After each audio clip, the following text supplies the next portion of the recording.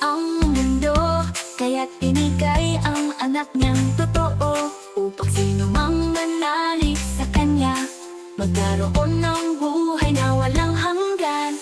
Mahal tayo ng Diyos, mahal niya tayo. Kay Jesus tayo'y ligtas, ito'y totoo. Manalig sa Kanya, buong puso't kaluluwa, buhay na walang hanggan, ating makukuha.